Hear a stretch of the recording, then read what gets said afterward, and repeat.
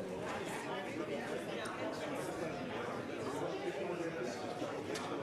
morning, everybody. If we could take our seats and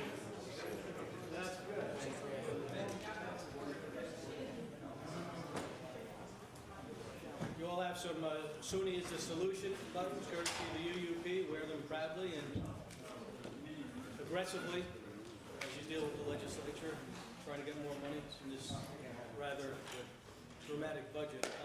Thank you, everyone, for being here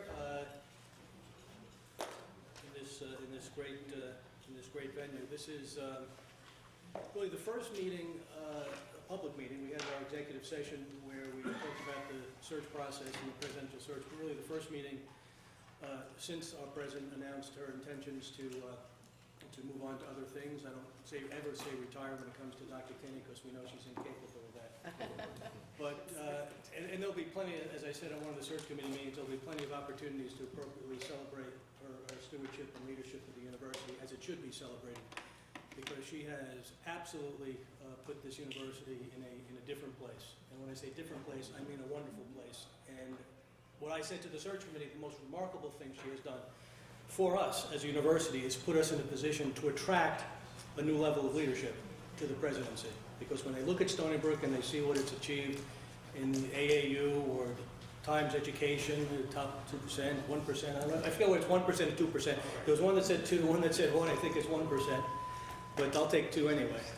It's a wonderful accomplishments that she has led this university. And it's been a team, it's been her entire team. So when I say Dr. Kenny, I don't just mean Dr. Kenny, and she'd be the first to say that. So I'm going to turn it over to Dr. Kenny for some remarks, and I'm sure she's going to talk a little about the budget and other things. But I did want to say that we are tremendously grateful and owe a debt of gratitude to her and her leadership.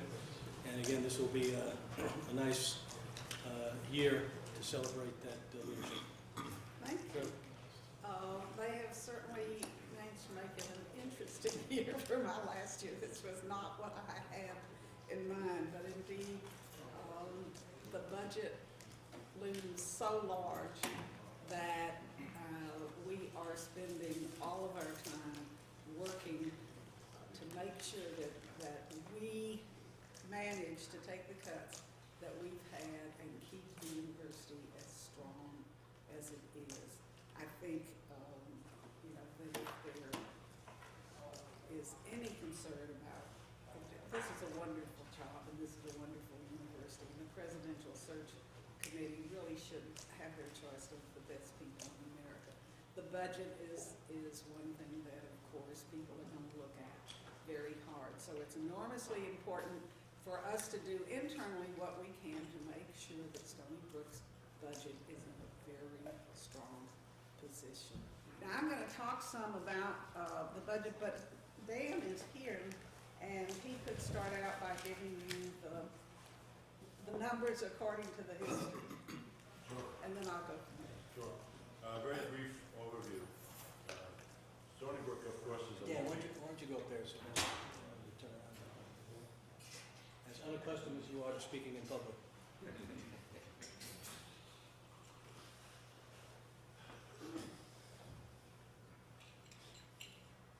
Good morning, everyone. Let me start with that. A quick primer on the budget. Although Stony Brook is a $1.8 billion operation when one considers all funds, the core support for the academic budget comes from state, what we call the state purpose budget. It's made up of 2 pieces, the tax support and our own tuition. Those numbers are roughly $200 million in tax support and $100 million in tuition. So when we look at the cuts and what cuts we may have to take, we're focusing in on that $200 million piece.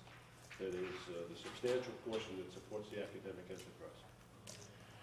Early in the budget cycle, the original budget was virtually a flat budget. Some small inflationary items, funded salary increases, no new program money, but no cuts. That was done just as Elliot Spitzer was leaving the governor's position and David Patterson was coming in. And one of the first things that Patterson realized was that the revenue projections in that budget were too optimistic, and SUNY wound up getting cut $50 million in what was a protracted negotiation and discussion, but long and short of it is SUNY got cut $50 million. Stony Brook's portion of that was $7.4 million. Things proceeded, and then in July, the governor looked again at the revenue projections, realized, and this was pre the Wall Street debacle, by the way, realized again that the state revenues were not going to support the total budget. There was another round of cuts. SUNY took a $96 million cut in that round. Stony Brook has yet to receive its distribution. We estimate that distribution at $9.7 million. Oh, my, that was July 29th, that occurred. So there are many unknowns out there that have prevented the process from moving along. One is we don't know what our cut of the $96 million is.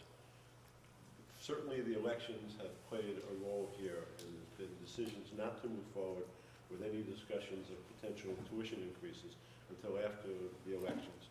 And they could be a substantial part of the response, a tuition increase. We've only had one tuition increase in 13 years. That was a 27% increase in fall of 2003. So it's been 5 years since the last tuition increase.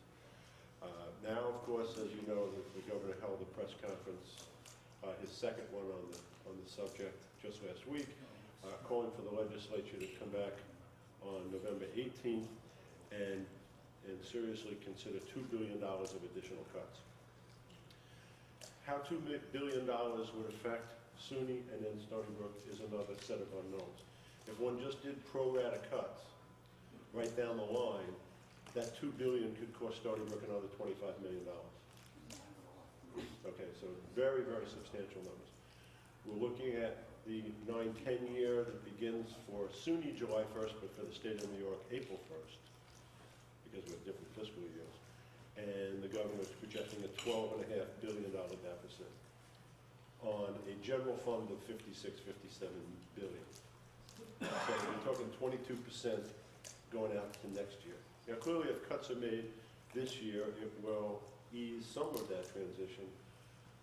We've got very substantial tuition, salary increases negotiated and agreed to by the state that have to be funded. We're not sure if those are going to be funded. There's great jeopardy out there on the budget side, and we're very concerned about it. Tuition clearly will be a response, but there's no doubt that we're going to have to do some serious paring down of our expenditures. We've done a lot of planning on campus. We've met with all of our administrative and academic leaders. Everyone is preparing. I can talk about those things, but are there any other questions about the numbers? It seems like tuition is on the table, and right. At the end of the day, one would guess, given the economic circumstances of the state, that something's going to happen with tuition, as it probably should. I mean, it's been several years. Now, there was an article in the paper in the Times last week that talked about the average tuition in public universities at $6,600 or $6,585 or some number like that. Now ours is $4,300. I don't know if that's apples to apples because we have another $1,400 of fees on top of that. They have bigger fees. They probably have fees on top of that. So let's assume they have bigger fees than we do as a group. So certainly there is some room there, and as we've talked in the past, you surely would put some of that money into the students that might not be able to afford it. My question is, what's the sensitivity of tuition increases to revenue? In other words, every 500, every 100? If you look at the in-state undergraduate tuition rate of $4,350 a year, every 1% increase, assuming that 1% was across the board to the graduate rates and the out-of-state rates, every 1% increase generates $1.1 million for Stony Brook. So if it was a 10% increase, we pick up $11 million. So that's the magnitude of tuition. If it's 50% increase, which is what your numbers were from 4 to 6, we would be made whole if we don't get a bigger, if we get no more increase. And all this is happening. I think the same article talked about how there's going to be increased pressure on the public system because of the economics. Absolutely. And the private schools are 3, 4 times, 10 times more expensive. That's right. And some of our other issues, actually, when one looks at at the demand that's probably going to come our way because of the private school high tuitions and the economy, et cetera. People are going to be looking for lower cost alternatives. We have grown our tuition from 17,000 heads to 24,000 heads over the last 10 years. With the tuition increase, this could potentially be a great time to grow your way out by generating more tuition revenue. But we've already had that growth, and right now we are maxed out on our residence hall capacity. We are maxed out on our parking capacity. We are feeding all the people that we can feed at one time with our current food service facilities. So we're not really in a position to grow a great deal. We're looking at targeted growth. We're looking at places where we can maybe bring down in-state enrollment and bring up out-of-state enrollment, because the out-of-state enrollment pays substantially more tuition. We're looking at targeted... Let me talk about all those internal Thanks, Dan. things. Okay. Thank you, Dan. I never know when to stop. I told you, not used to public. We have been, of course, dealing with this problem for quite a while, and I'm very proud that everybody on campus, whatever everybody means, agrees that it is important for the academic program to come first, and that we must do everything to preserve the academic programs. The difficulty here is that 72% of our total state tax levy budget goes to the academic programs on both sides of the campus. And another 13% goes to utilities.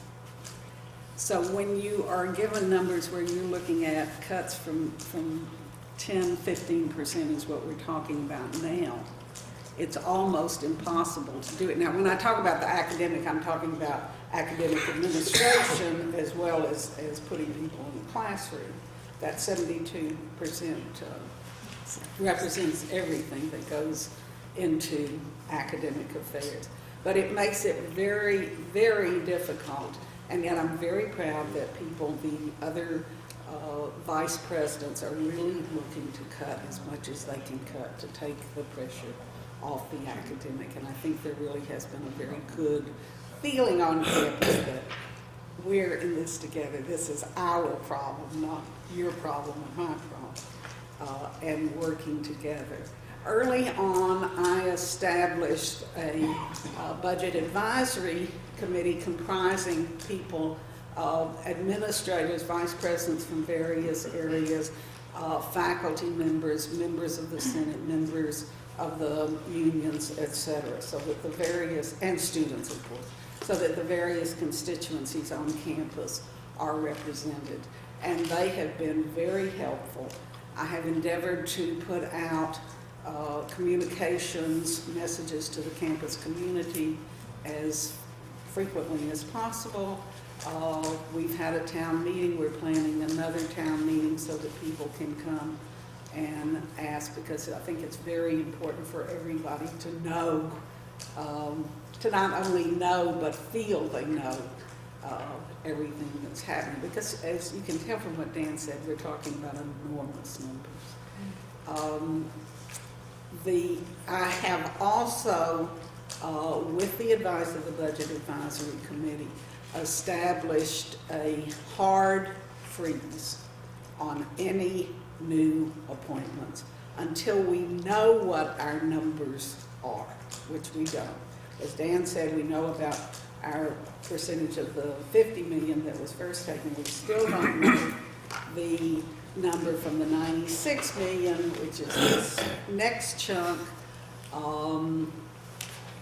We're told by SUNY Central that will be a lesser number that comes to the campus, but in fact, however they take the monies, in effect, it's going to come from the campuses. And we don't know whether they will use the same methods for deciding what piece comes to each campus or not. So they're that very big question mark, and we just have to be saving as much money as we can.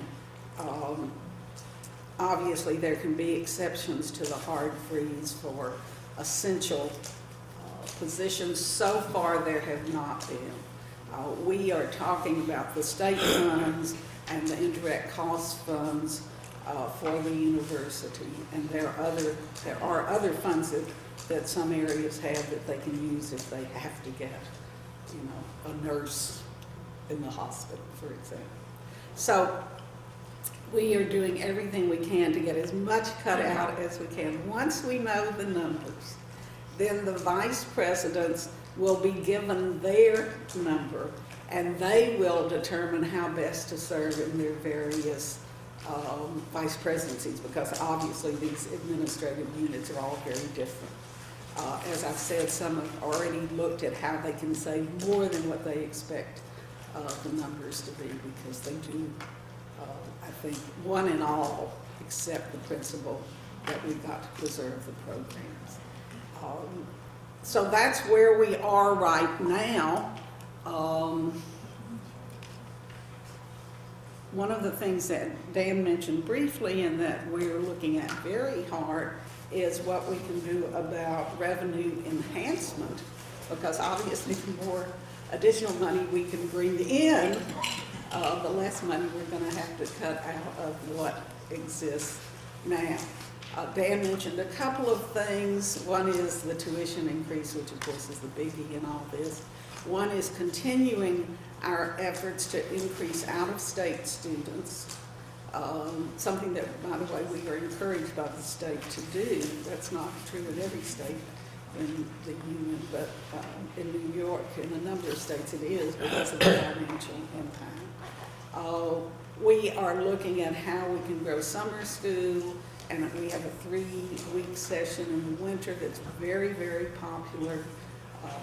For example, every section we offer in the winter at Stony Brook, Manhattan, is full up because a lot of people live there. It's really easy while they're home to come and take a course. They don't have to schlep out here.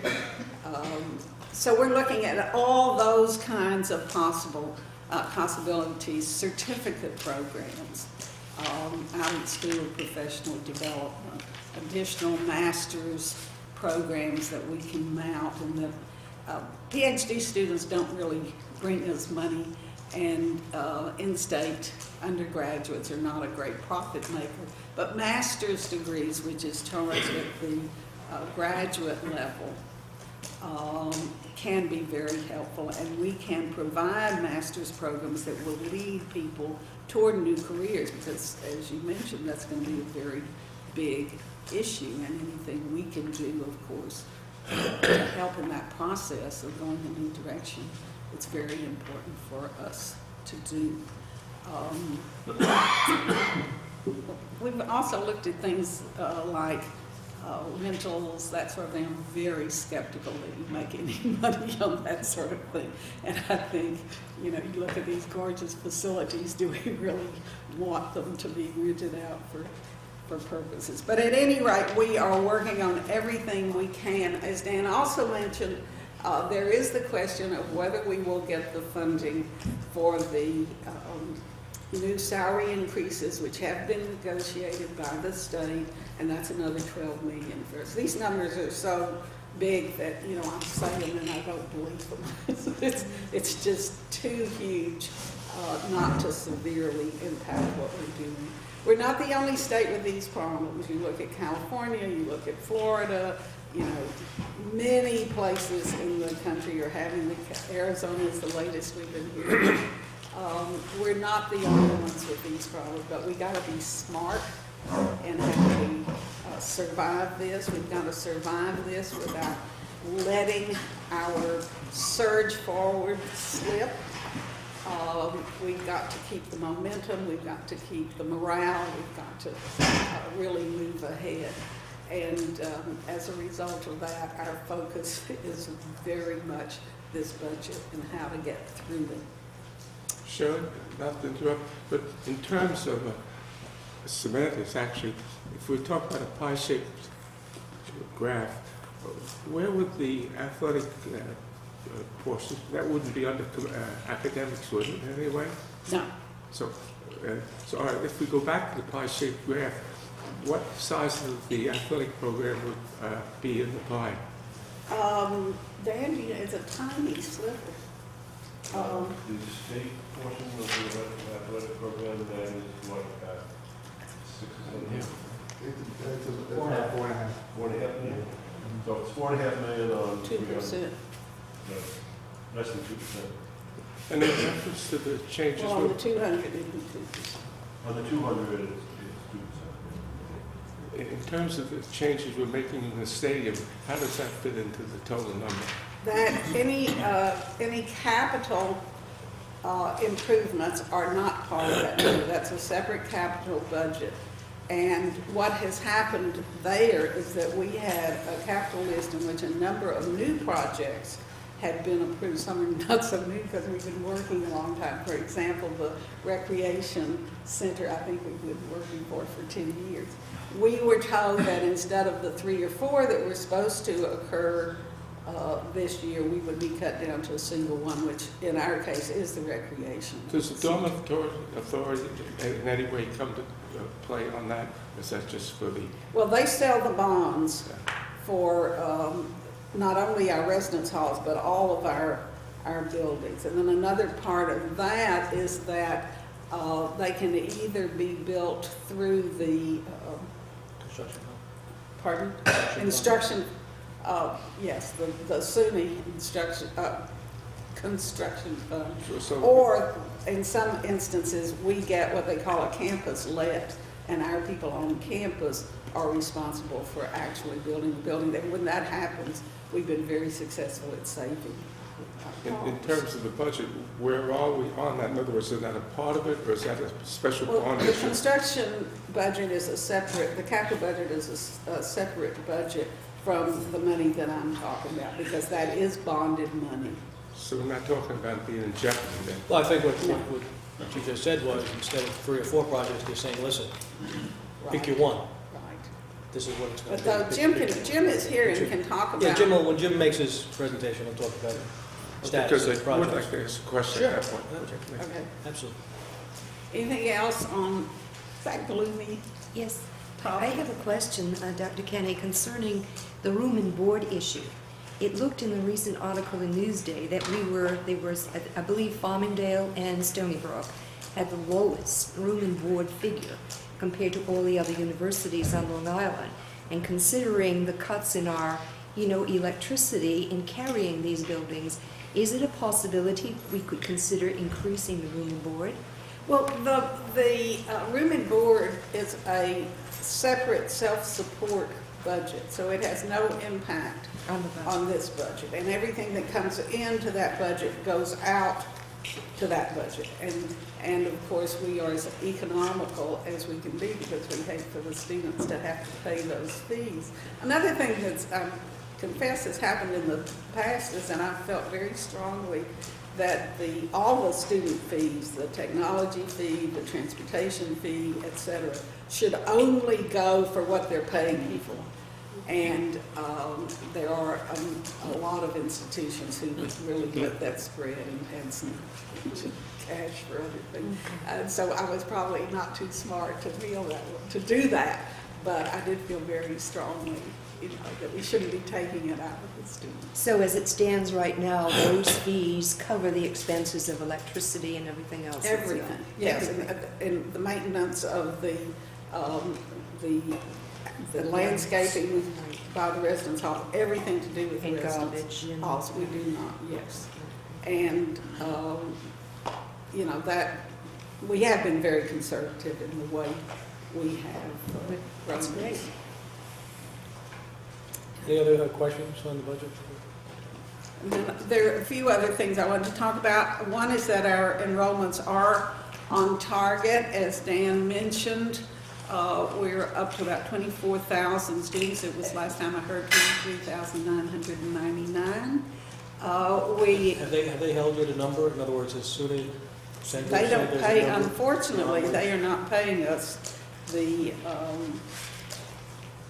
fund, the They're right, band. formula that they have does not pay us for 24,000, pays us for, Yeah, we're about 1,200 over the funded part. So for those 1,200 students, we're bringing them in for tuition. At Southampton, there are 350 students this year, which is what we had projected. There were 150 last year. Next year, our projection is for 600. That we're intending altogether to grow to 25,000, and we're intending to go to 2,000 at Southampton. So you can see we're over the number that we had intended for this campus, but it's going very nicely at Southampton. That's one of the areas in which having a freeze is very difficult because they do have these growing numbers of students, and there are other areas that are significantly growing, like the journalism program, in which, you know, if you're a burgeoning program now, it's a very difficult matter, and one that we really have to take into our plans. There has been discussion, and people are doing a financial analysis on whether cutting enrollment would help us with our financial situation. So I don't know any answers to what they find, but they are, Dan and his folks are looking into that, doing an analysis. I think it's enormously important at this juncture, for this reason, and indeed for many other reasons, that the university seriously address changing our general education requirements, which are very ancient by now. And I think if you're really looking at the nature of education in our time and what's ahead of us, this is an area in which we really need to think, is this what we need now for this century, for this, the way people are learning now? For example, everything that happens in research and everything that will happen in education is going to be far more interdisciplinary than has been in the past. So in the past, we've had regulations. You take 2 courses of American history and 2 courses of, you know, literature, and but there's no putting it together in the way that I think people must learn in the future. And it's coming down the pike, and this is a wonderful time to look at that, and I do believe there could be savings also in the way we address those issues of the freshman-sophomore requirements. As Rick mentioned, we have new honors. The latest is the London Times Higher Education survey ranked us 127th out of 12,000 universities worldwide. 12,000. And we ranked in the top 100 in our science programs and in our arts and humanities programs. So that was very good too. I think 70th and 91st, if I remember correctly. We have a new police chief on campus, Bob Lanahan. John Gallagher, former police commissioner of Suffolk County, was on the search committee. We're very pleased. I think you all know that Rich Young retired several months ago. So. And we have outstanding new faculty on both sides of campus, thank goodness, because I think right now we're looking at a long haul to really build in the way we need to be building this institution. So that's my story. I'm sticking to it. I have a quick question on, you mentioned about maybe decreasing enrollment, how that would affect the finances. You said we're taking 1,200 people for tuition only. That's almost by definition, that means that's a smart thing to do, right, economically? In other words, I'm trying to make sense of increasing 1,200 people for tuition only and decreasing enrollment. Well, the thing is, if you decrease enrollment, you decrease faculty. Right. And if you decrease faculty, you're going to decrease your teaching assistants and adjuncts and so forth. So it's not just a simple. Right, but if you're increasing like 1,200, that decision was made because increases, not decreases, your revenue, right? Yes, and we believed at the time that we could increase enrollment and the marginal costs would be covered by the tuition. We also believed that they would fund this, you know? Yeah. No, I was just trying to make sense of it. Okay. Rick, just one quick question Good, on, John. in the whole equation and mix on budget and revenue streams, Brookhaven Lab, is there anything there that fits into the, the budget, the revenue stream that could be accrued to the university over at the lab? Well, we do get some revenue for managing Brookhaven Lab. We tend to spend that on research initiatives. But it's our revenue, we could spend it as. I'm just, just throwing it out as any way you can find a revenue source somewhere, that maybe whatever the lab is doing, enhancements there to bring in more revenue. Well, we really, I think we have to look at things exactly like that. Let me just say one thing that I did not mention in my report, which is that this research park gives us remarkable opportunities to move in lots of ways. And of course, the idea of research parks such as this is that you bring your faculty, your graduate students, corporate researchers who, of course, pay to come and use facilities, but you bring those people linkages together and thereby really create what are going to be the products that are the new companies that settle here on Long Island. We have that very much in front of us because this is exhibit number 1 for that. And with that, we also have the fact that Governor Patterson has embraced the concept of the alliance between Brookhaven, Stony Brook, and Cold Spring Harbor. I had thought of that too. And putting state money into that. So far, we only have $250,000, which we are using to, do the initial work, the legal work, et cetera, to make this happen. And we are right now in process of that legal work. But that, combined with the 3 incubators that we have, the 50 acres that we have at Calverton with the little incubator out there, the other 2 incubators, Long Island High Tech Incubator and Software Incubator on campus.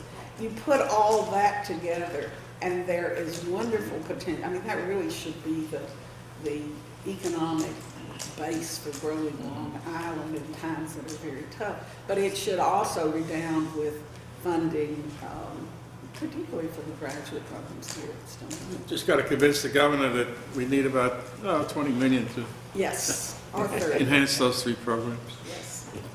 or something. Yeah. Well, 30 was the initial idea, so. What I forgot to do before is welcome Christina Law to the table. Christina is the new president of the Alumni Association. She's our director for diversity and affirmative action. And thank you, Christina, for being here and taking on the job of the alumni president. Okay, next we have Yvette St. Jacques and Jake Levitch, who are going to unveil the new website, the new design of the website. I want to thank both of them also for helping with the search committee website, helping us design that, putting information on it, particularly Jake. So thank you, Yvette. Thank you. Thank you all very much. We wanted to give you just a brief overview of the launch of our website, which happened about 2 weeks ago. We had spent several months on soliciting feedback from the campus community, external community, most specifically actually the students. We worked very hard meeting with the Student Advisory Council over the last several months to get a sense of what they feel is important to them in this new age of the use of this exciting venue and how exciting and interactive we could possibly make it for them. So I wanted to just let Jake Levitch, who is our university website director, take you through the home page and some level 2 pages and maybe some other things you might have questions about, and know that it's a very fluid, organic document, and we welcome your suggestions and insight as well. Thank you. We had several goals in mind when we redesigned the website, and One of them is the one that you can see reflected most prominently in very bold, rotating emotional images right on the home page. The idea was that we needed to use our website in order to tell our story to the world and to the community in as bold and as memorable a way as possible. So it was not long ago that we simply had a series of pretty pictures on the website homepage, and the pictures were pretty, but we felt that we needed something with more impact and something that told a story. These images rotate, which is nice because in the past, whatever image that you saw when you called up the home page was dependent on when you happened to call it up. In this case, no matter when you call up the home page, you're still going to see all the images rotating through. Each one of them links to a story, a feature, or a website that carries through on the promise of the headline and the image. In general, this page has more and better promotional space, and that was helpful. Here you can see immediate access to upcoming events in the upper right corner. Down here is a rotating image. Again, it's linked to web pages that carry through on the promise of the words here, but this Did You Know section is a way of sort of displaying the jewels in our crown to the world and to our community. It changes every time that you refresh the home page. Here, in the spotlight, we've enhanced this area with bolder and better designed images. And here, in the news highlights, for the first time, we have images accompanying stories. In addition, we have on the lower left, I'll scroll down just a little bit here. We've been calling her Promo Girl, and she may not be here forever.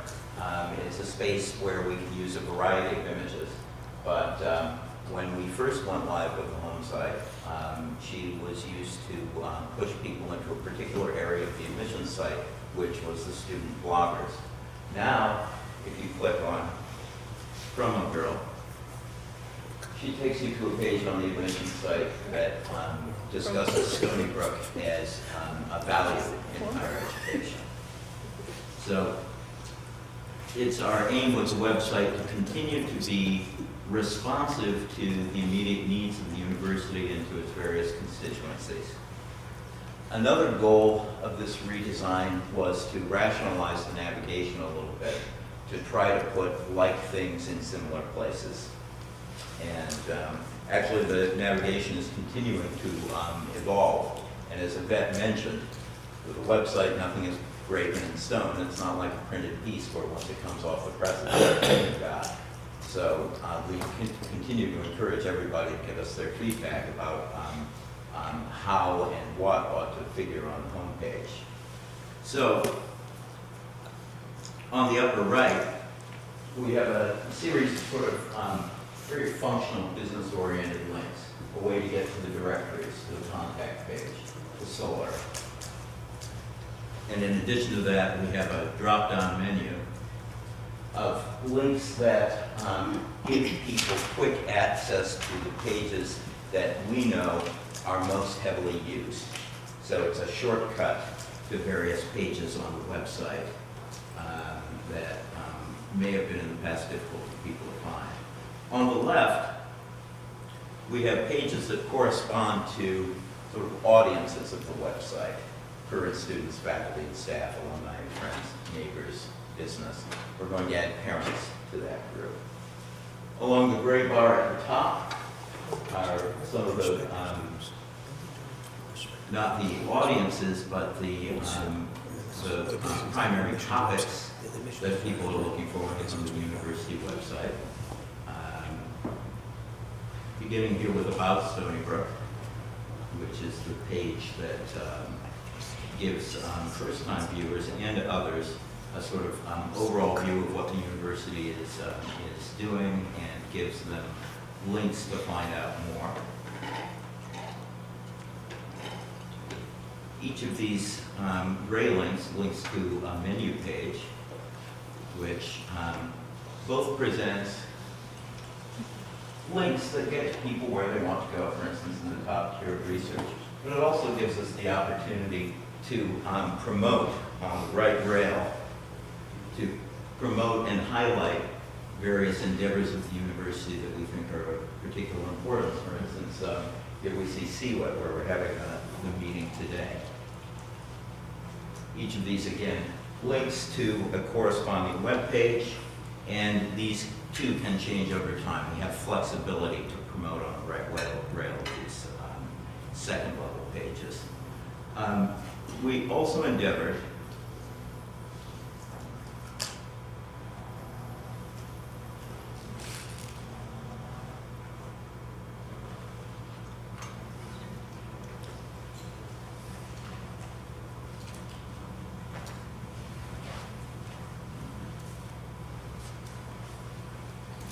Any idea what I've just done here? Escape. Try right clicking, first, try that, now go to left click. Odd work. As you can see, I'm not very used to navigating on a touchpad. Another goal of the site was to try to take our very complex navigation and again make it more accessible to users. Students, we took a lot of useful feedback from students in order to structure, for instance, this page in a way that was more useful to them. For instance, all the second level pages now have this space where, again, particularly useful and heavily used links can be displayed in such a way that it allows easy access to students so that they don't necessarily have to hunt through a lot of menus in order to find what they want. Again, we want to change these things in response to the feedback that we get. Again, there's promotional space on the right side, and we have the flexibility now to do things like promoting things within the page that we think are particularly important. For instance, this image, which is to encourage students and others to sign up for SB Alerts, which is emergency notification through their cell phones.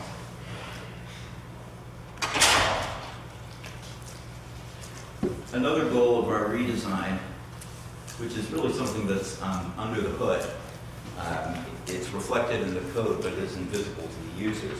We wanted to make our pages further accessible to the disabled, and we worked with the Office of Disability Services in order to make sure that that was the case. We had already met state standards for accessibility, but with DSS we were able to actually look at our pages through a screen reader and discovered that we could make them far more accessible if we made certain modifications to the code. So we went ahead and did that. So we're actually surpassing minimum standards now to make our web pages accessible. There's a bolder, cleaner look throughout. We were trying to come up with something that was impactful, that felt state-of-the-art, that reflected on the website how we feel about this institution. Something that was full of pride and which was cutting edge, and which told the community and the world that as this university moves forward, the website is going to move forward with it. Jim, maybe we could just take a minute, if we still have a few minutes, Rick, to just click on the medical center microsite. I wanted to kind of give the council a, Rich, do we have audio on this? A little bit, we were hoping to use the system in the room, but All right, so unfortunately, we may be able to hear it, may not in the First. house. But we'll click on the top feature bars and go to the link to Home of the Best Ideas in Medicine to the Medical Center. Then you click on Learn More. Okay, let me just show off our little previews. Okay. You can navigate through each of the 4 big promotional images in this way, so you can click directly. And then if you click to the link, and that's an opportunity for us to showcase our new branding campaign for the Medical Center, which is a microsite which links from people hearing the ads on TV or in the newspaper or eventually on the radio starting in January.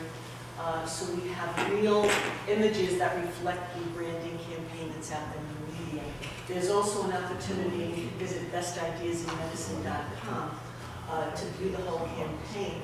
If we have audio and I have 2 minutes, I could show you the TV. Do we have it, Rich? We should have. We have it? Okay, so if you would click on view the campaign. So this is showing you the 4 TV spots. I'm sure you're familiar, but I just want to show you how it's presented. So you could view TV and print.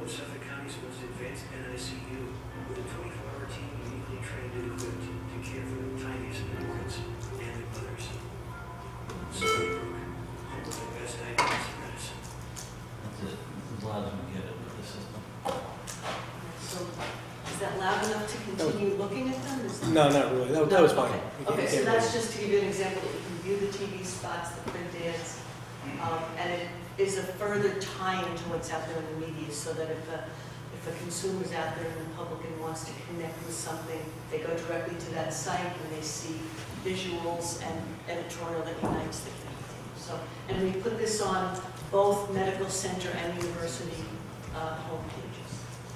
And I should just mention, I guess, finally, that we've been working with the chairman, Mr. Nasty, to create a website for the presidential search. And that is available from the homepage of the university, and the site, like the rest of our website, continues to evolve. And our goal in general is both to serve the needs of the community and make the boldest possible statement about what this university is now and what it's going to be in the future. If you have any feedback or suggestions, you're of course welcome to email me or Yvette at any time. And our ears are open, and we try to be as responsive as quickly as we can, in keeping with the changing and evolving nature of this medium. John. Yeah, first, just 2 things. As chairman of the presidential search subcommittee on the website, I see 2 of my colleagues here, Dr. Benedict and John, I think you're on, no? Oh, okay. Diane. Oh, Diane. Knew somebody. First of all, thank you. That you've been tremendously helpful in that website. I mean, you know, when I first got asked by the chairman to go on the website, I said, you know, I really was ready to decline because my knowledge of computer operations is about as good as my knowledge of the world economy right now. And he said, no, we have a guy that's going to do it for you. You're going to do all the technology, and that's you. And you've done a terrific job. So thank you. And second of all, I don't know who did this this branding on the different brandings that you see on the television now, especially in the medical center. It's excellent. I mean, it's getting the message out in a very dramatic way that a generation that I think responds to those kinds of messages is responding. You know, that it's not just the old picture to picture to picture, but it's very, very creative, and I think you did a terrific job. Thank you. Okay, thank you. Thank you very much. Before Jim goes, I just want to quickly, I asked our new Chief of Police, Bob Lanahan, to stop by, and I don't know a lot about this, that's why I asked John Gallagher to help Charlie and the committee to select our new Chief of Police. I'll only say that when you read the press release, you know, Ray Kelly said something very nice about Bob Lanahan, and you know, if you know Ray Kelly, Ray doesn't give praise gratuitously. So for the Commissioner of Police of New York City to say something nice about Bob, you can believe it, and it's well deserved. So, John, I'd let you introduce. This isn't really for the purpose of making any kind of presentation, just to say hello. So, John, why don't you introduce our new Chief Once of Police. again, Bob Lanahan is recently came to the university as the director of emergency management, and so he was acquainted with the university. He's had a few months' experience there. He applied among really almost 80 other applicants for the position of Chief of Police. And I must say, the 80 that applied, those of us on the search committee, you know, he was in very, very competitive company. Some of the highest ranking members of the New York City Police Department were among those applying, and some you know, chiefs from very impressive resumes from out of state. Fred Skagner was on the committee, and I think can attest to that. So Bob to get where he got, I think really spoke well of the committee and speaks well of him, that he was selected out of a very highly competitive field. He's a former deputy inspector in the New York City Police Department, and as I said the other day at the press conference, he's a little modest about blowing his own horn, but the two of the commands that leap out at you that he had were in the 25th and the 32nd precincts, 30th precincts in New York. Both of those precincts, anybody in policing knows, are among the most sensitive, highly potentially inflammable areas in the city police and grid. And to put somebody there as the CO of that precinct speaks a lot for the high command's respect for that individual. He got both of those commands in his career with the NYPD, and it spoke a lot to me of the kind of person he is and the confidence that the command in New York had in his ability to handle situations, and he handled them beautifully. I mean, the results of his tenure in those two precincts were outstanding. So with that, I'll give him a chance to speak. I'll shut up. Thank you, John. Thank you, Rick, for inviting me today. I won't take up too much of your time. Just I've started in Stony Brook in January as the Director of Emergency Management. I've thoroughly enjoyed my time here for the past 10 months. I can tell you from firsthand experience, I had some personal interactions with Stony Brook, with my daughter getting sick about 1.5 years ago, and they took her to Stony Brook Hospital, and she was in ICU there for about 7 days, and she was in the hospital for about 14 days. And the Linehan family is a personal testament to the outstanding care that went on there. I'll never forget that, and really made an impression. So when I arrived at Stony Brook, I knew I had a good feeling about it. And since then, I've looked at all the things going on in this university. I'm totally impressed by this university and what's going on here. So I'm happy to be a part of it. In emergency management, I'm glad to see Jake was pointing out the SB alert on that thing, on the webpage, because that's one of the areas I worked on in emergency communications, as well as development of the emergency management plan and response to events and a whole host of other areas. So it's part of what I did. And now in University Police, I've gained an understanding of what's happening in the past 10 months with the University Police Department and the role they play here. And certainly we like to be part of the overall family in Stony Brook, and certainly we'll try to move in that direction where we're going to be community oriented. We're going to reach out to people to ask what we can do better, and certainly I have some ideas on areas we can improve on. And I'm looking forward to it. I really am. Search committee, I'm very honored to have passed that committee, and it was very outstanding committee, and I can tell you I'm honored to be a new police chief in Stony Brook. Thank you, Bob.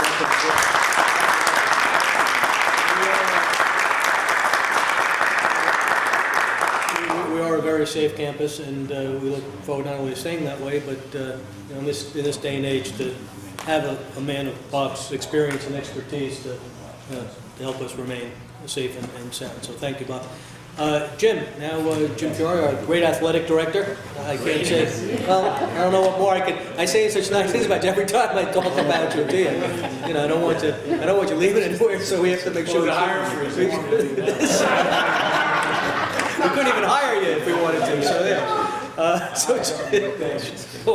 I would just say, Bob was on the search committee as well for Bob, and it's going to be awesome. It's a really exciting time to be at Stony Brook. I mean, you got under the wire. But Bob, wish you the best. I think we could have made a waiver for the chief of police. I think that's a category. We make an exception. I think our president would have made an exception. My apologies. Little boy should be seen and not heard, John. But Bob, welcome. I'm really excited to have you here as well. Thank you for having us. As you know, I'm Jim Fiore. I'm the Director of Athletics, and I just want to introduce my senior staff, Paul Schlickman, who's my Sergeant at Arms, my deputy, my Executive Associate Athletic Director. He really runs the department. Anything positive I get credit for, but really it's Paul that runs it day to day, and he's terrific. Donna Woodruff, who's my Senior Associate Athletic Director and Senior Women Administrator, Star, and Matt Larson, Stony Brook grad, academic All-American football player here, and he's a Senior Associate Athletic Director who just got promoted. So these are really the people that affect the lives of our student athletes by affecting the lives of our coaches. If you will. So thank you for having us, and I'm glad to see Dr. Kenny wearing her red. You know, we wear red at Stony Brook now, so that's just so you know when you come to our games or on Fridays, make sure you wear your red. Rick has asked. He wanted to wear a football uniform. Did you retire? Did you retire that number? Right, she gives us a little love. She gives us a little love on the way out. I'm just kidding. No, goes without saying what Dr. Kenny's done for athletics, and certainly for my personal career. We're excited. And Jakob, congratulations on this facility. This is an awesome venue, and I'm anxious to see it. Now, this is the Center for Wireless Technology, but I'm not sure we can get the speakers working. But, so Jakob, you got your work cut out for you, man. You asked us to give an overview of some of our athletic facilities, Rick. That's what we're here.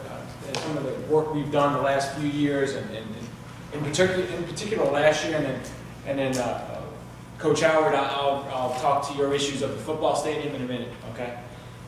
This past summer, our men's basketball program and women's basketball program, I'll speak to our men's side right now. We have one winning season in 19 years. That's one winning season means above 500. That means 15-14 is a winning season.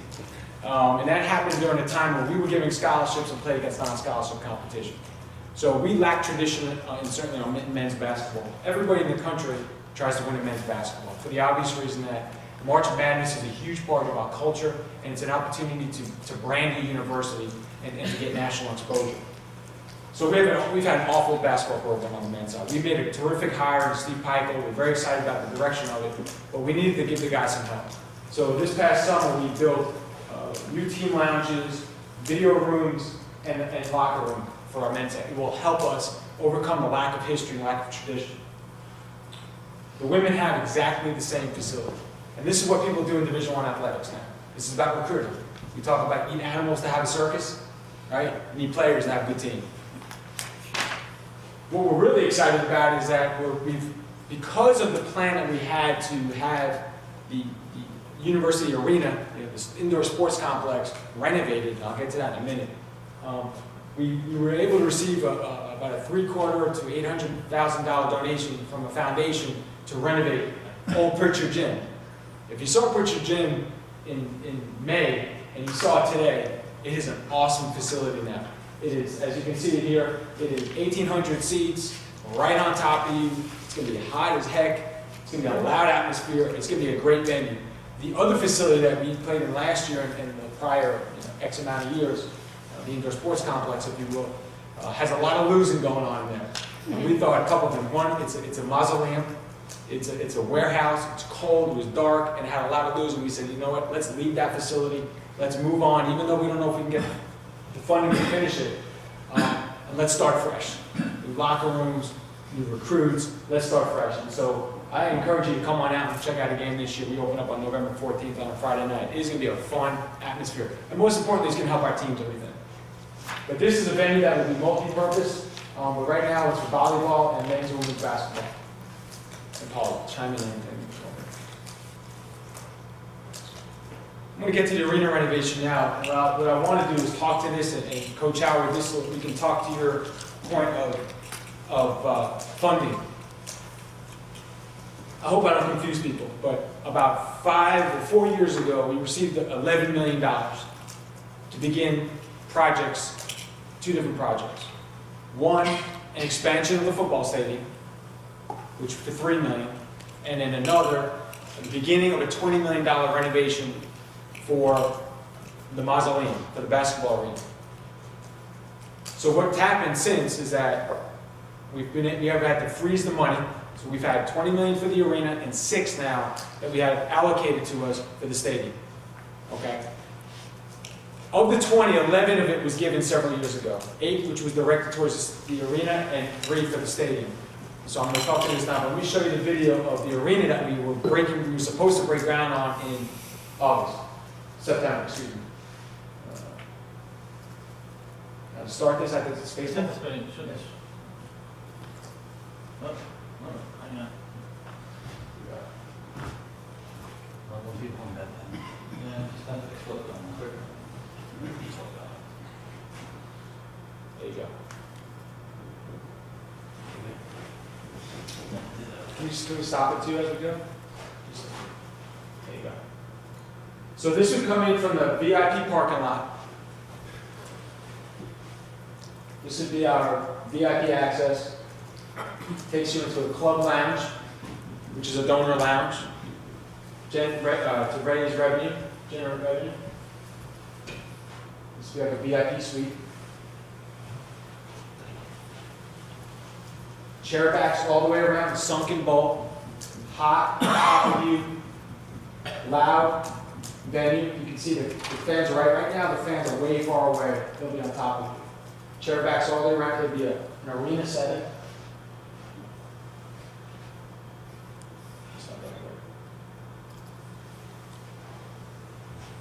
This has president's box. There's 4 corporate boxes, if you will, and a lounge lounge in the middle, all for donors. Corporate partners. 2-level seating. This is a Division I facility. The seating capacity, Jim? What's that? Seating capacity? 4,000. Which is perfect for our level.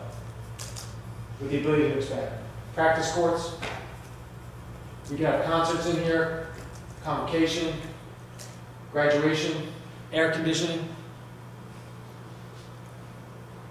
The firm that did this, the architect firm that did this, is the same firm that's doing the Yankee Stadium and the Shea Stadium, the new facilities there. They'll have video scoreboards. It'll be the best basketball facility on Long Island. We'll leave it right here on this. So, take the roof off. That's what it will look like. So, just to talk about the funding real quick. Come on. Thank you. I got speakers. We have, there'd be a bump in the external part of the building now, taking over some of the parking lot to expand our seating. And so we have $8 million that we're allowed to spend that we got 4 years ago. So we have to pick and choose. We need 20, we have 8. So we're putting in air conditioning, so we can host convocation and different events and summer camps, which is 190 degrees in there, and concerts and things like that. And then the second part of that, we're going to add the infrastructure and elevators, and so we're going to start construction on that project, hoping that the other 12 million gets freed up. And we've gotten it allocated, we just not have to spend it, as Dr. King said earlier. In terms of the stadium, up top, you can see the stadium. There's 2 phases. There's $6 million that we have allocated. $3 million we're allowed to spend. Okay? The $3 million that we're going to spend right away is to address, improve, expand the president's level, the VIP suite level. We have to generate revenue in this day and age. We can open the glass windows, we can expand it, there's going to be club seating sitting outside, there's going to be expansion of seating there. The second $3 million are going to put in another level on the stadium, another 2,500 seats to get it over 10,000. That part is on hold right now, and we're working with, obviously, through the state and Kendall Valley office. So I just wanted to share. Any questions about that now? I'll take the questions on any facility stuff. Jim? Yes, sir. Yeah, just to make a comment on the football stadium, I think this council and councils that will follow it have an awesome responsibility. As Sheila said, we're in the top, what percent now? Better than 2 now, 1. And so that means that we are on the same level with the University of Texas and on the West Coast, where they have the great California setup with UCLA and all those schools. Educationally, we equal them. But in athletics, especially football, because we're not Division A, which is going to take some time, Louis Pasteur talked about chance favoring the prepared mind. And I think this council and others are going to have a prepared mind, because we are a little ways off from the Division I per se. But we've got to do all the things that we need. Actually, what do we need? 17,000 for Division I stadium? 30. It's raised from my days then. Which you can see the kind of job. And yet, we should be able to have someone say, Stony Brook 18, Missouri 16, sort of thing. Because the way to get name recognition is to go through both the football and the basketball. And I think we have to be thinking about it and do all those things that are overt in making that goal. And Can you tell me, just give me an idea, how far you think we are off of the Division I? Far. I'll be totally frank, I think we're pretty far. Number one, with Division III, 10 years ago, Dr. Kennedy, 10 years ago. And we weren't a successful Division III. We were a very bad Division III. And we made a dramatic leap into Division I without any tradition and any history. So what we had to do, and no brand, the color red is something new. Every school, you think about Michigan, you think maize and blue. You think about UCLA, you think about Harvard, you think of a color. So we've had to go back and start invent tradition. That's the first thing you have to do to have a successful athletic program. Institutional pride, institutional brand, identity. So that's number one. So we've been able to do that the last 5 years. And then we've had to add scholarships. Football didn't have scholarships here 10 years ago. Look, no scholarships. When we arrived 6 years ago, I think we were given, how many, Paul? 12 scholarships. Okay. The 1A level, as you're talking about, the Iowas, the large state school, the state schools in the great states in the country have flagships. Texas at Austin, University of Connecticut at Stores. I know Steve was here. SUNY doesn't have one. It's a democratization of pain. Everybody's stealing from the same pot of money instead of focusing on our number two institutions. And that's a challenge. So we can't do anything, Lou, until we get commitment from the state that says, Stony Brook, you're it. You're it. It's not going to be Buffalo, because they're more Ohio than New York. It's got to be Rutgers. And I can go on. Every state in the country has a football program and a sports program. We're just trying to get out from the muck of Division III. We're out of that now. So we've been able to do now. We've gone from 12 scholarships, Lou, to 50 this year to 63 next year. Now, for every dollar, every scholarship you give on the men's side, you have to at least give one on the women's side. So understand, that's 100 scholarships that we've had added over the last 3 years. And budget cuts, and so we're not cutting back on scholarships. That's just to get scholarship. 63 is the 1AA level. If you want to get to play Iowa, you got to get to 80. Right? 85. That's another 22 times 2, 44. You with me? So we have a long way to go. We have to have success in where we are, and then from that we have to grow from there. A great example is University of Connecticut. University of Connecticut, 10 years ago, if maybe less, was an average football team at our level. They were Stony Brook. They were 500 at best football program at our level. They were Stony Brook.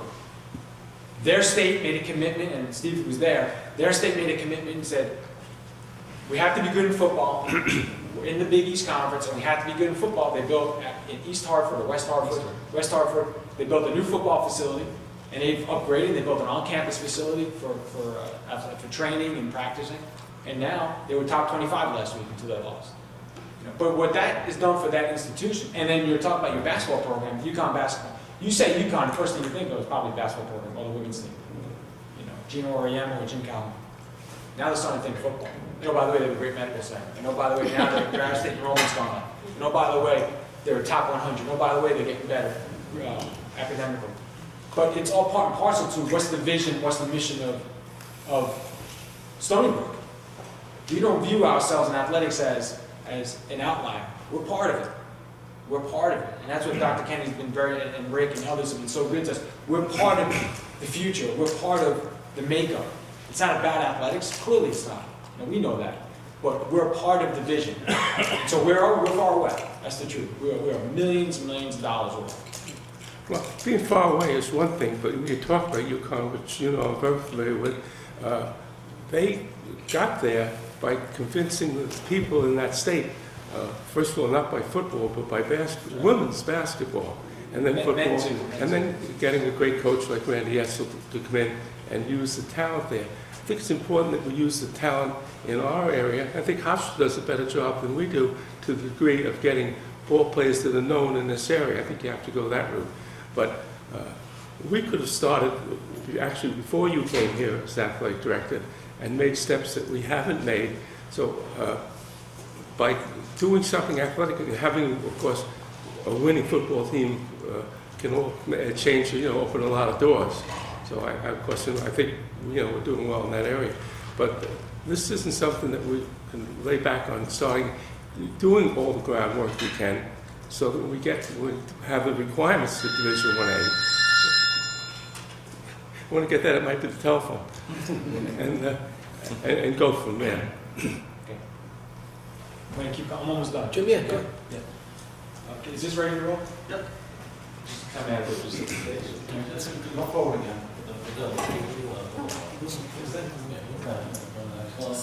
And what we're going to show you now is just a short video to summarize the year in review. We'll talk about this fall, and we'll be out of here. For those of you that have it.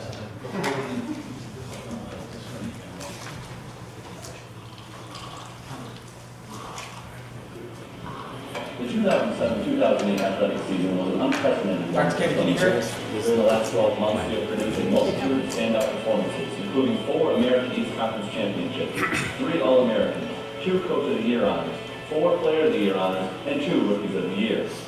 Our winning ways started in the fall, when the volleyball team claimed the regular season title after going 11-1 in conference play.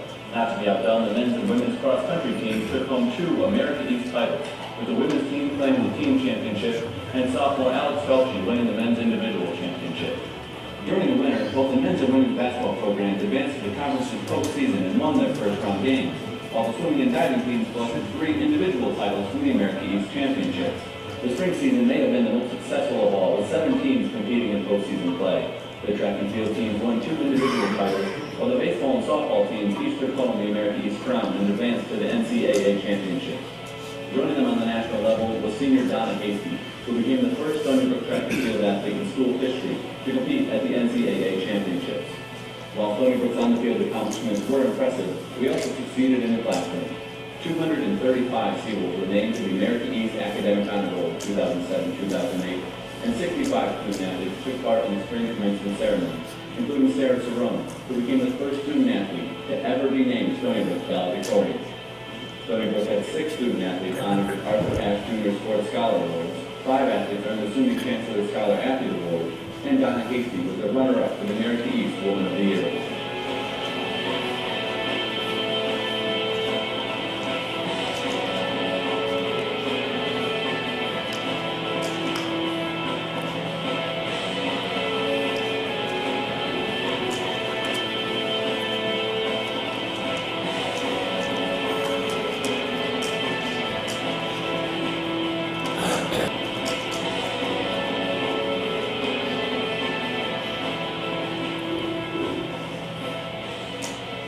Hi, my name is Sarah Cerrone, and I'm a proud graduate of the Stony Brook class of 2008. As you just saw, the 2007-2008 season was one of the most successful in our youthful history. We experienced individual and team championships and saw our overall student-athlete GPA rise to 3.06, an all-time best for our department.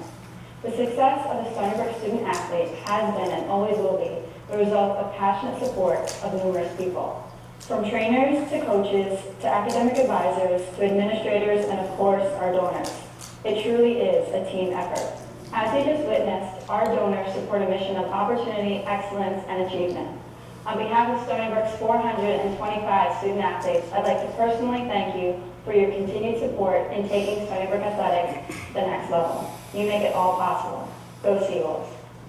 That's something that we've used and we continue to use in donor relations. In your packet that Matt's going to hand out now, you'll have a buck slip to give us a donation at the end of this meeting. We'll take direct deposit for your account. Just kidding. One thing I do want to just say real brief, and is I just want to reference the budget cuts and all those issues. It's real. We see this as an opportunity for us to have more greater success in athletics. As somebody referenced earlier, the private schools, the private institutions, are in trouble as well, and they're struggling because of their endowments. We see this as a tremendous opportunity to keep our homegrown, the New York State kids here, the better ones here because of the cost of tuition, the quality of the education. So we see this as an opportunity that we don't look at as certainly we've got to tighten our belts and belt buckles, and we're concerned for sure. It's a very real issue, but everybody's feeling it. So we see this as an opportunity. When we make our budget cuts, we're going to keep 5 pillars of focus, and when we make our decisions and what we cut, who we cut, and how we cut them. Number 1 is continue the academic excellence that we went from a 2.76 in the year before I got here to a 3.06 for 400 athletes. That's something we're very proud of. We don't want to affect change there. Last year we had 4 championships. Prior to that, we didn't have 4 championships combined in all of our sports. So, we're doing pretty well. So we want to continue athletic success. The third pillar is I want our staff to have a great place to work, great morale on our staff. So we want every decision we make, we want to have a great place to come work. 4, rules compliance. Right, rules compliance. We have to be compliant to our rules and regulations. And the last and most important is we want our student athletes to have an awesome experience. Awesome experience. Last weekend we won in women's cross country, won the title. Men's cross country finished one player, one runner at a first place, finished second. Women's soccer came in second and playing next Sunday at BU for the league championship. Football is exactly where we thought we'd be. We're playing against fully funded programs with half the funding. So we're right where we thought we'd be. So, you know, you can talk about recruiting and all that, but we're doing right where we thought we'd be. So we're very excited about that. And we're very excited about our men's basketball program this year. I'm shutting up. Any questions on athletics? Maddie and Don, if you can help us. Do you have a little gift for the people on the counter?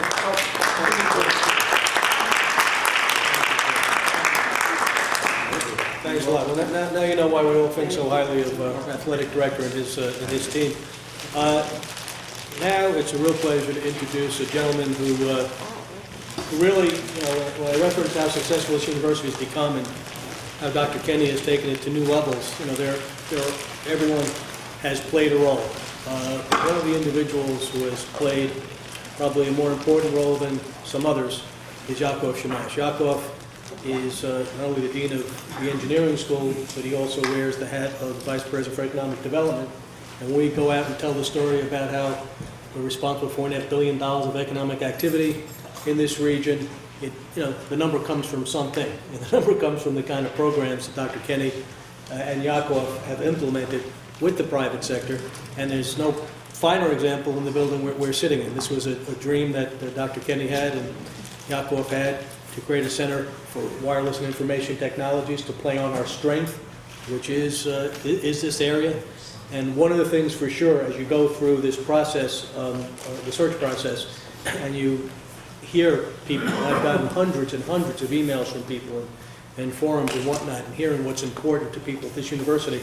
One of the most important things is that this is a major public research university that is responsible for a lot of cutting edge stuff that goes on in this country and in the world, and certainly the Center for Wireless and Information Technology will continue that role. So, where did Yakov go? There he is, Yakov. Further ado, Dr. Shamash. Thank you, good morning. Thank you for inviting me to speak to you. Last time I spoke to this august body was about 5.5 to 6 years ago, when the vision for this building was just germinating. So, thank you. Well, before I start that, let me just give you a couple of good news items that when I'm wearing my hat of Dean of Engineering. 2 weeks ago, our computer science team competed programming competition in New York City, I think it was New York City, for the whole Northeast. And we had 2 teams in there, and one won the first place, and the second one won third place, beating out Columbia, MIT, Cornell, all the time.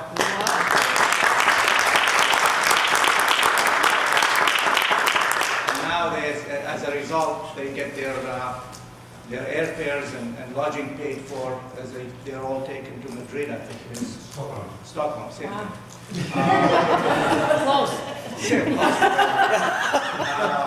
Where they actually will be competing internationally, and we have very high hopes for them. We also have our motorsports team this year. Shirley has already ridden that car. Did you crash it, Shirley? Raced it. Did you crash it? No. Okay. Well, that honor goes to Gail. Anyway, this is a project where our mechanical engineering students actually build a car from scratch, and then they go and compete on rough terrain and everything. And this year they came in first in the country and second in the world. The Brazilians.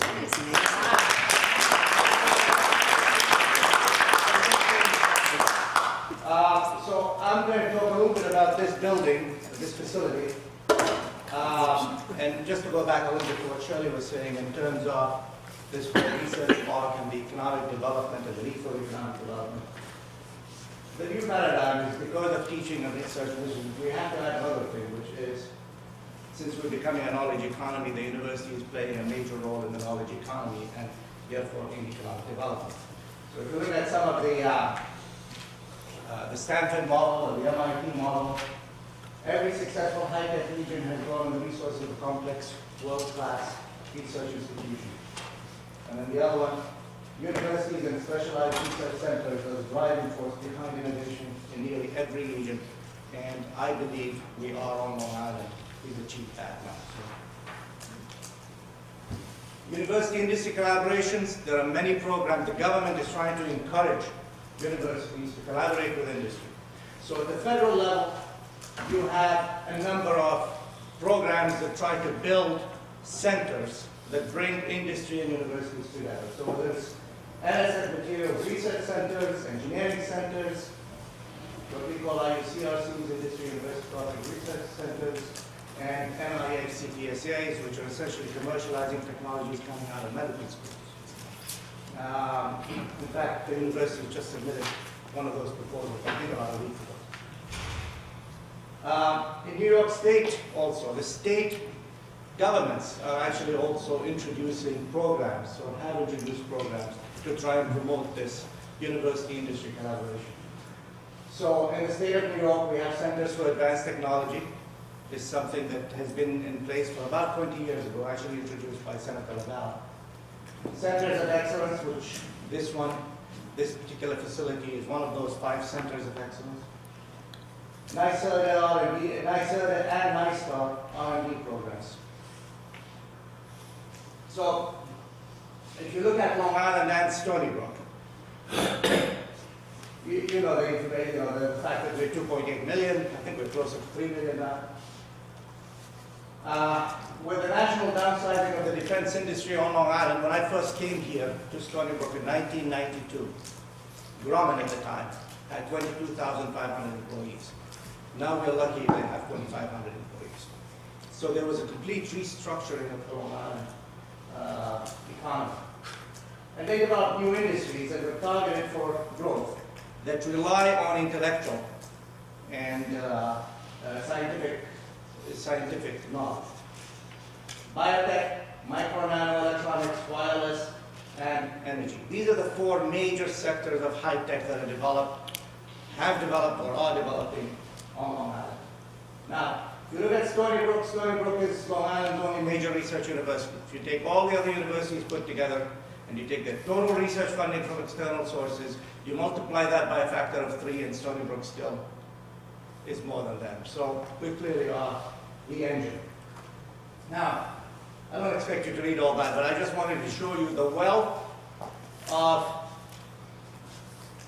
centers, various activities that help promote economic development and commercialization.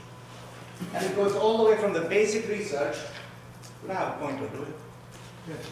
The one built into that. Yeah. Okay? And it doesn't work. So, if you look at R&D collaborations, moving down advanced technology assistance, moving down technology licensing, business management assistance, workforce training, incubators, and more recently even establishing an angel network on the island to try and fund these companies. Before I continue, I would like to introduce my colleagues. Larry Noonan, back there, is the Associate Dean for Administration for the college, and he and Barbara Chernow were really the ones that oversaw this project here, which was funded through Empire State Development Corp. And I'll tell you about that later. Anne Marie Scheid is Director of Economic Development on the campus, and she and Larry developed all these slides. Sajay Sharma, Dr. Sharma is the head of the center here. He's the Executive Director. And Ari Kaufman, who's Chair of our Computer Science Department, is also the Chief Scientist for the seaweed. Okay, so what I will do is I'll talk a little bit about some of these things that we have, and then a little more detail about the center, this particular center. So we have, Stony Brook has 2 centers for advanced technology. Okay, and what I'm doing is I'm going through some of these centers up here, which really builds on the basic research that the university has, whether it's being done in physics, chemistry, engineering, medical school. So we have two centers for advanced technology. The first one we got about in 1984, I believe. The medical biotechnology was established in 1984, has just been renewed again for a 10-year period. The sensor systems CAT was designated in 1998, and that was the first time in the state of New York that one university had two CATs. We faced a lot of resistance from some of the top schools in the state because they couldn't understand why Stony Brook would have two CATs. But we got it designated, and in fact they're going up for redesignation this year. And every time they get designated, it's a 10-year pathway. We have the Strategic Partnership for Industrial Research Program. This is the program we started about 1994 to try and assist with the transition from a defense-based, industrial base on Long Island to diversify that base. And so what we do with this program, this is funded by the state, is we bring the resources from the essentially three colleges of engineering, Binghamton, Stony Brook, and Buffalo. We have to establish it as a statewide program for us to get the funding. So we did all the work. Buffalo and Binghamton actually benefited from that work. But what's new? Since we started, we bring in $95 million in joint SBIR, STTR, small business type projects. And we partnered with more than 330 companies, and the companies tell us these are how many jobs they create. The total investment for that was less than $10 million over the past 12, 14 years that came to Stony Brook. So it's an extremely successful program. And you can see that just tells you a little bit about the pie that tells you what types of projects there are. We have 3 incubators. Shirley mentioned that, President Kenny mentioned that. The LIT, Long Island High Tech Incubator, the Software Incubator, and we also have the incubator at Calverton with the 50 acres that were given to us. The Small Business Development Center is another arm of the university that tries to work with the small companies to essentially help them with their business plans and also then help them get funding to support funding from the banks and other sources. This is one of the best ones in the state. There are, I believe, 21 such centers, and we're establishing a satellite business office, Brookhaven National Lab. Now, if we look at technology licensing, remember these are all things, these are all pieces that go towards trying to help companies commercialize technology. The Technology Licensing Office works under Dr. Gail Habit, who is our Vice President for Research, sitting back there. And we at Stony Brook are responsible for 90% of SUNY system licensing and revenues. In fact, last year I think we were in the top 20. I think we were number 19, yeah? Number 19. SUNY was number 19 in the country in terms of licensing, and Stony Brook was number 19 in the country. And that reason is because we account for essentially all the money that comes in to SUNY. All 3 SUNY drugs to receive FDA approved marketing is been from Stony Brook. And we account for essentially a large number of the patents issued. 40% of our patents in Stony Brook have been licensed, and that's a very high number. So what else is going on? The Advanced Energy Research and Technology Center is another center that we receive funding from the state. It's a multidisciplinary, multi-institutional partnership. And what we're looking at is in effect, developing new technologies to reduce our reliance on foreign oil. The facility that we see there is actually going to go right behind this building, and the contracts were issued, I think, about 3 weeks ago, and so construction should be beginning now. This is going to be a platinum LEED building, the most energy efficient building that you can build. And right now, we're hoping that with all this financial crisis that we're facing in the state, the Bank of America will actually hold back on their building of their corporate headquarters, because that's also a platinum building. So if we beat them, we will be the first in the state of New York. What's a shame is that there are only 25 or 26 such buildings in the whole country that are platinum LEED certified. We went after, I think this is an old version, Larry, by the way. Old version? This is not the updated slides. It doesn't look like this, it's much nicer. This is another facility that came on the campus. We competed for this from NISTAR. We got $15 million awarded. The president and the VPs put in an additional $7 million, so we're building a $22 million facility, which is going to be taking the two CATs, the biotech CAT, the sensor electronics CAT, putting some of their facilities together in this building together with biomedical engineering as a department, and essentially promoting that multidisciplinary approach of looking at bio and engineering together. This construction is supposed to be finished by April. And in fact, part of that $15 million, I believe it was $1.8 million, we actually gave to Brookhaven National Labs for a facility there, a special electron microscope. If you look at the cumulative total for SBU, we essentially we can take credit for 17,000 jobs.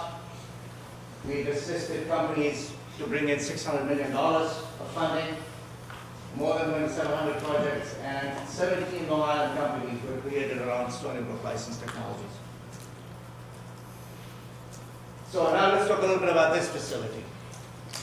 This facility came about 6 years ago when Governor Pataki put in a request in his State of the State to establish 4 centers of excellence. One in Buffalo, one in Rochester, one in Syracuse, and one in Albany. And we said, what about Long Island? And so President Kenny, the president of CA at the time, president of Symbol at the time, they essentially convinced the governor that we need something on Long Island. And we came up with this because CA was very interested in information technology, Symbol was very interested in mobile solutions, and we had very strong programs here at the university, so it made a lot of sense for us to put in a proposal to the governor to establish this. It started out when we first announced it was a $30 million facility. Because of the industrial support that we were able to obtain, they upped it to $50 million. And why is that important? If you think about it, it says this 75% of US population subscribes to wireless. I think it's close to 100% now. And data revenues, essentially the use of data over wireless, went up by 40%, just the first half of 2008 over 2007. The goal of these centers of excellence was to keep New York State at the cutting edge of research in areas like software and wireless. In Albany, it's nano. In Buffalo, it's bioinformatics. In Rochester, it's photonics. And in Syracuse, I believe it's indoor quality assurance. So CWIT is not it's not a basic research program. It builds on the research programs, the basic research programs that we have on the campus. It's focused, its mission is focused on building the economy.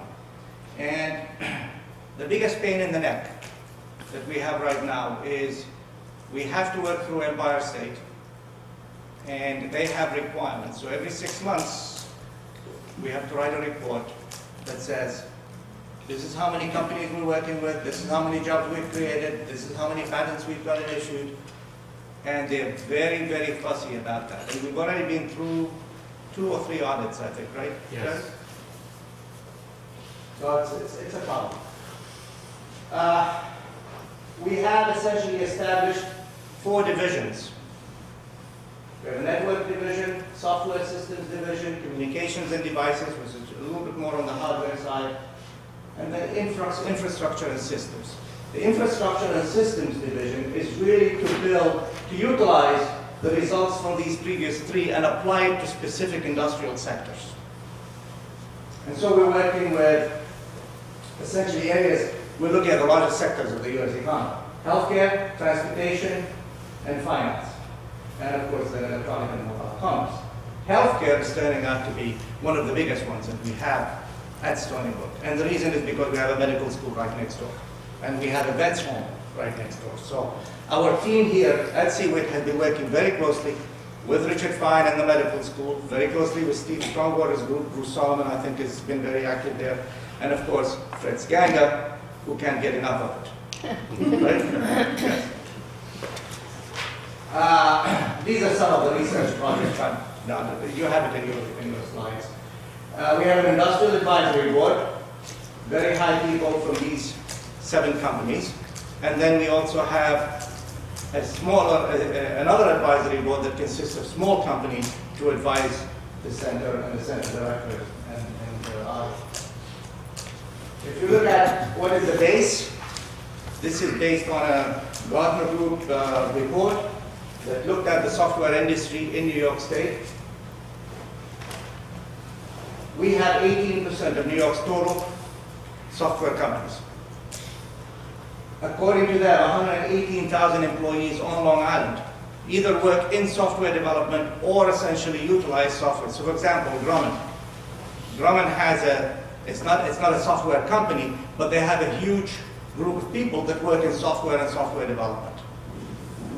And same thing with the hospitals and so on. That's why that number is large. We at Stony Brook essentially helped create ListNet, the Long Island Software and Technology Network, which consists of about 1,000 companies on the island. And the major players. We then looked at all these companies, incubator companies and so on, and said, okay, their biggest problem is getting financing. Venture capitalists are no longer funding startup companies. They're not interested in funding a startup company if it needs less than $5 or $10 million. Most of the startup companies need $500,000, $1 million because they've already used up all the family and friends. So thanks to Anne-Marie and her doggedness, she insisted that we must develop the Angel Network, and we did. And there's already one company that received $1.2 million, which is a company that was started by 2 undergraduates at Stony Brook. It's called Helu Search, which essentially is a counterpart to Google, but for the Arab world. So it's all in Arabic, much faster than Google and so on. So, real interesting technology. Okay, so this I assume that you'll have, and Rick would probably want to give a test or something afterwards. But I said this is just to show you that this is a business-oriented center. We have to meet these metrics. Okay. Now, the state invested $50 million. At the time, when they came up, when the governor first announced $30 million, he said, okay, you have to get industry matching 60 or 90, I don't remember surely. Was it 3-to-1? I think it was 3-to-1. And we were so successful at the thing, at raising it, they increased it to 50, and they said, okay, now you have to come up with $150 million. What we did was, we actually said, we will match it with $150 million of industry matching, and we'll also get $50 million from the feds in terms of research grants to support it. As of July 2008, we have $173 million of matching. And the building wasn't even up yet. Okay? Because a lot of the labs that you'll see here, a lot of those experiments are actually being done in our existing labs at the university, crowding them and everything else. But we had to get the ball rolling on it. If we, the job commitment, essentially the initial proposal we wrote, we said we will actually help generate 10,000 jobs once the building is up and 5 years down. So 5 years from now, we ought to have 10,000 jobs. Up to now, as of July 2008, we can account for 691 jobs having been created on the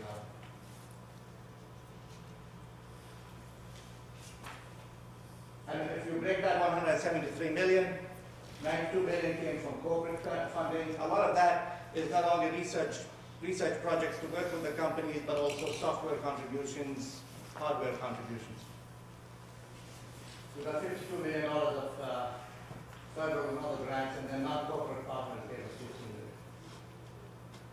And that's just the total number. If you look at the intellectual capital, our faculty and our engineers in the center have already generated 28 patents that have been issued, and 87 invention disclosures have been made.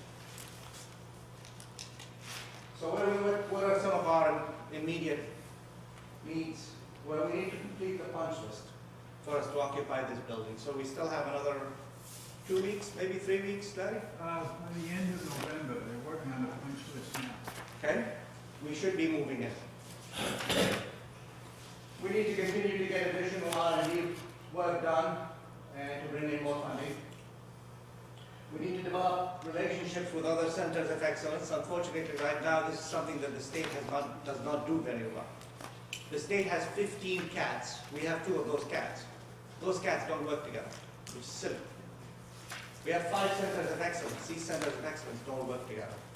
And that really needs to be something that they need to do something with. Mr. Marsh, where are they? Where are the other centers in the state? The centers of excellence, one is in Buffalo, one is at Albany, one is at Rochester, and one at Syracuse. And the cats, the 15 cats, we have to, Buffalo has one, Albany has one, Columbia has one, and one. Each one of the major universities has one. What we're looking at is essentially looking at expanding. We do have some projects that we're working with the University at Albany, but nowhere near the extent that we should be doing.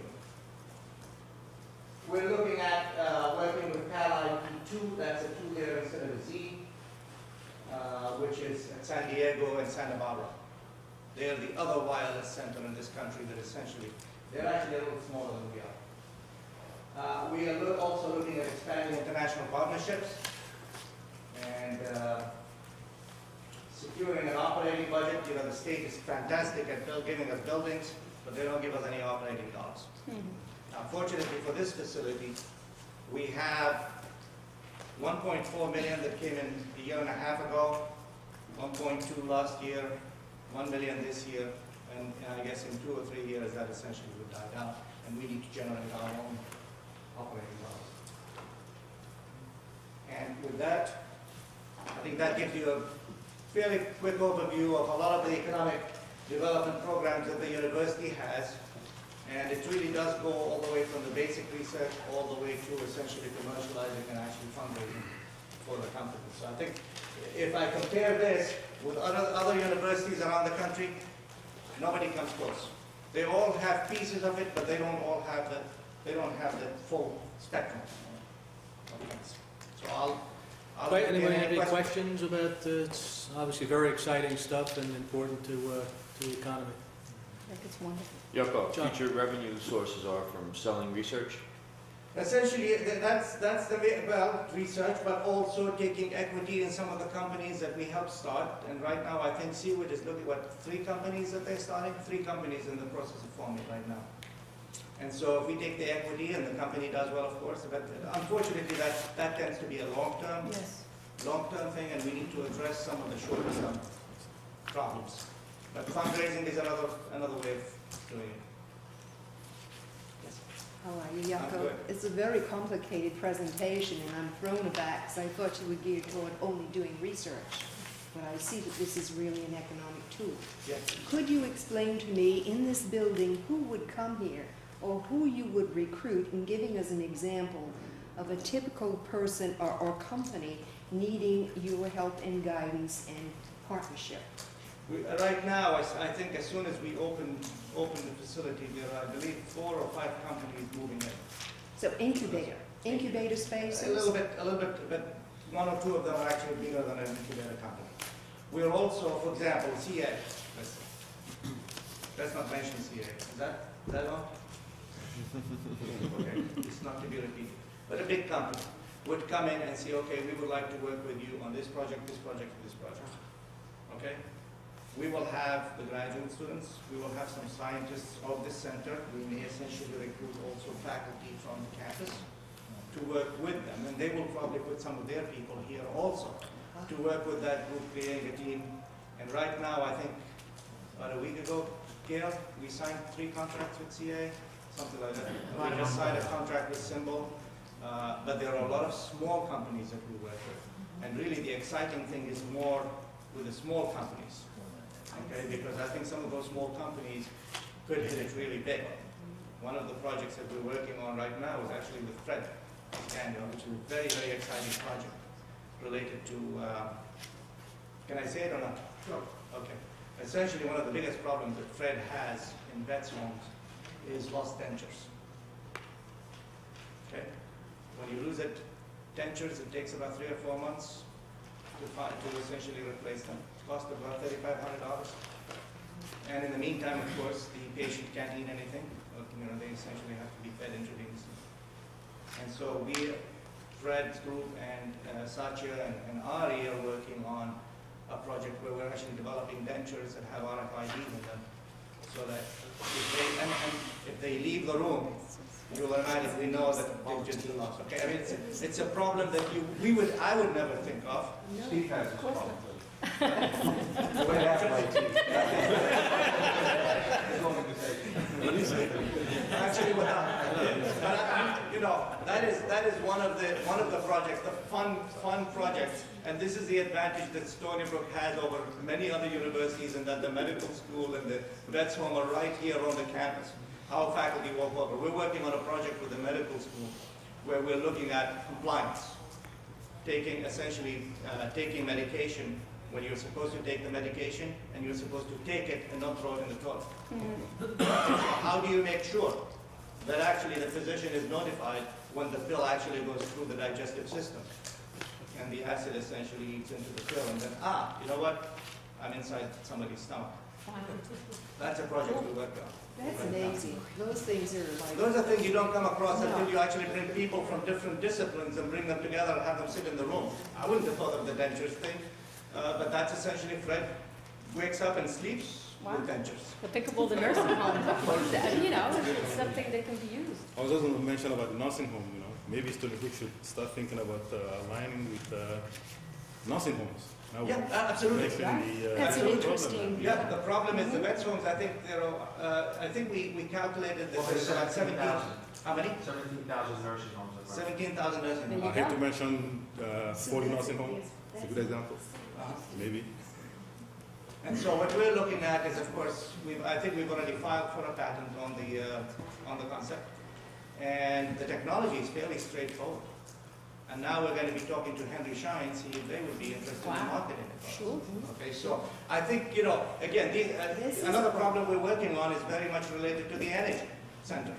There are projects that essentially software and IT, combining it with energy issues. So right now they've got a smart metering, what California's already started, but most of that is electric.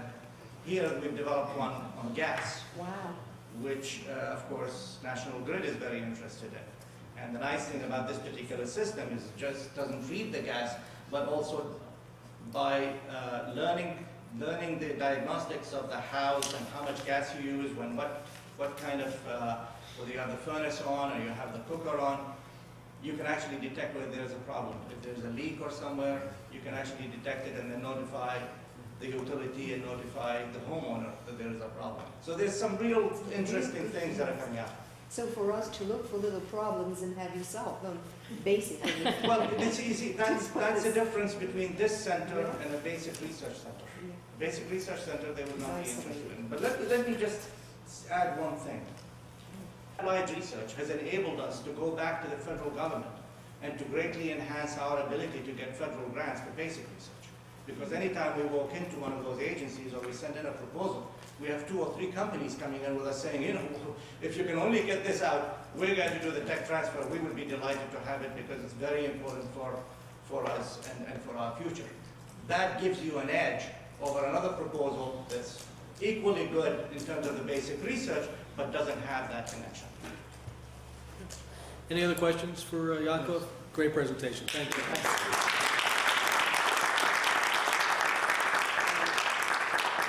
There will be a tour available in a little while, but now I'm going to entertain a motion for executive session. I'm going to spend no more than 10, 15 minutes just updating folks on the search, on the council only. Everyone else has to please leave, and then we'll do the tour. Thank you very much. Motion, I guess the motion Was